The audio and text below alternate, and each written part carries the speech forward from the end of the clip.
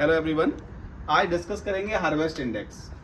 ये जो पैरामीटर रहता है वो जैसे अपन ने एमएससी की थीसिस के लिए अपन पढ़ते हैं यील्ड एट्रीब्यूट्स, तो यील्ड एट्रीब्यूट्स का एक मोस्ट इंपोर्टेंट पैरामीटर ये भी है हार्वेस्ट इंडेक्स। ठीक है, इसको लिख लेते हैं अपन, हार्वेस्ट इंडेक्स। ठीक है, इसका एक फॉर्मूला होता है जिसमें अपन पढ़ते हैं बायोलॉजिकल यील्ड ऑफ क्रॉप, है ना।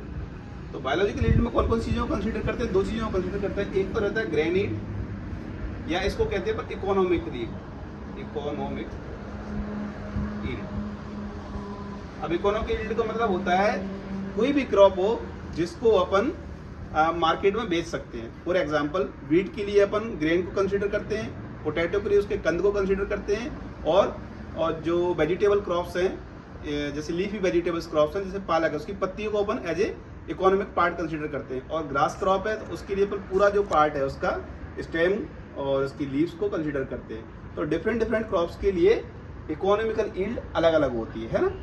और इसके साथ स्ट्रॉ को कंसीडर करते हैं। ठीक है, और इकोनॉमिकल यील्ड में अपन एग्जांपल ले रहे हैं ग्रेन्स क्रॉप का, ग्रेन्स क्रॉप को कंसीडर करते हैं। तो इसका फॉर्मूला हो गया बायोलॉजिकल यील्ड अपन इकोनॉमिकल यील्ड इनटू 100।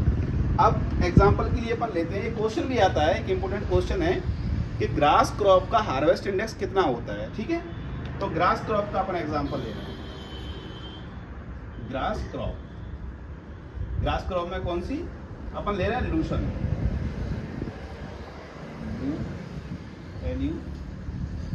लूसन। अब जितनी भी ग्रास क्रॉप है उसका एक फंडामेंटल ये है कि जितना उसका जो बायोलॉजिकल यील्ड है वही उसकी इकोनॉमिकल यील्ड है ना।